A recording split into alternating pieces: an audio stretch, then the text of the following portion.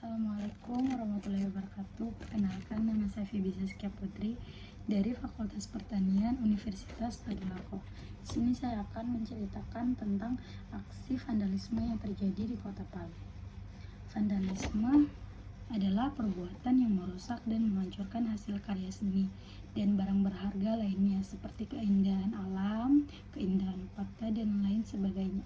Selain itu, vandalisme juga bisa diartikan sebagai perusak dan penghancuran secara kasar dan ganas. Sebagian contoh aksi vandalisme yang ada di Palu yaitu seperti aksi mencoret-coret tembok yang ada di pinggir jalan, halte bis, dan juga tempat duduk yang ada di taman. Biasanya penyebab seseorang melakukan vandalisme itu remaja rentan melakukan vandalisme impulsif. Impulsif adalah tindakan yang dilakukan tanpa mempertimbangkan akibatnya. Remaja impulsif yang sulit mengendalikan hasrat dan emosinya. Aksi vandalisme tersebut. Vandalisme juga terkait tindak pidana.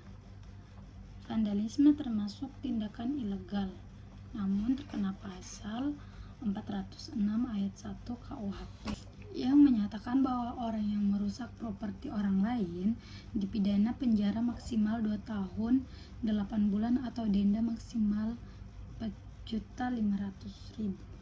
Adapun aksi vandalisme yang terjadi di Kota Palu yaitu yang terjadi di daerah Jalan Gunung Sidole. Itu pada tembok pinggir jalan banyak aksi vandalisme yang terjadi, dan juga yang terjadi di Taman Nasional Kota Palu. Penyebab vandalisme sebenarnya alasan mengapa seseorang melakukan vandalisme bisa beragam dan kompleks, namun ada sejumlah faktor yang dapat mempengaruhi seseorang untuk melakukan vandalisme, yakni yang pertama, merasa bosan hidup.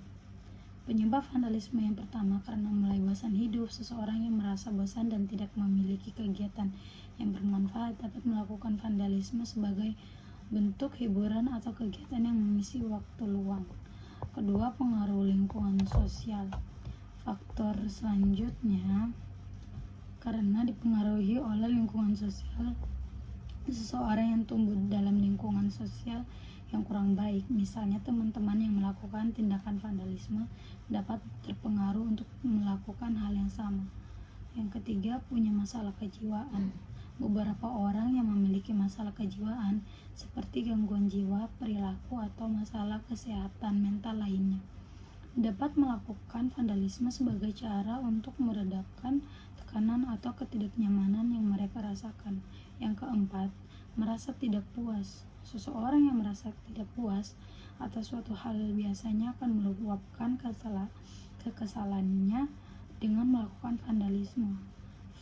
Misalnya, seseorang merasa tidak adil atau frustasi dengan kehidupan.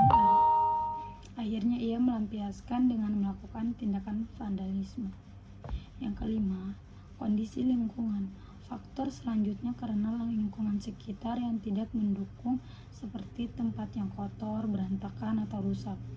Hal ini dapat memicu seseorang untuk melakukan vandalisme karena merasa lingkungan sekitar tidak dihargai.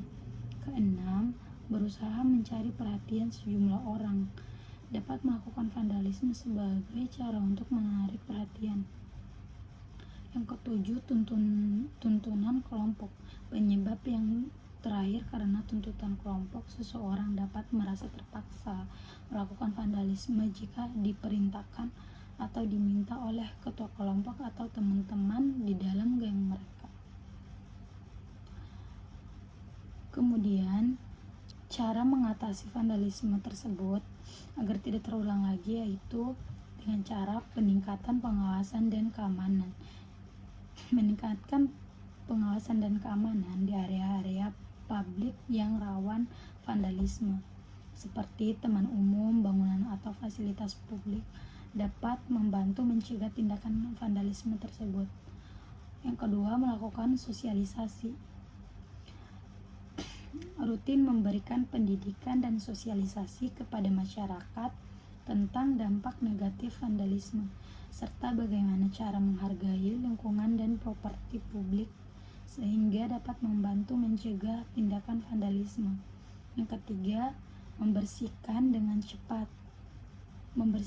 tindakan vandalisme secepat mungkin, seperti membersihkan grafiti atau memperbaiki kerusakannya. Hal ini dapat membantu mencegah tindakan vandalisme terulang lagi. Yang keempat, memberikan alternatif positif. Vandalisme bisa dicegah dengan memberikan alternatif positif bagi orang-orang yang mungkin merasa terdorong untuk melakukan tindakan vandalisme, seperti mengadakan program seni atau kegiatan komunitas yang dapat mengekspresikan kreativitas mereka secara konstruktif. Itu tadi penjelasan mengenai penyebab aksi vandalisme di Kota Palu dan cara mengatasi vandalisme agar tidak terulang lagi, bukan cuma di daerah Kota Palu tapi juga di daerah lainnya. Sekian, terima kasih. Wassalamualaikum warahmatullahi wabarakatuh.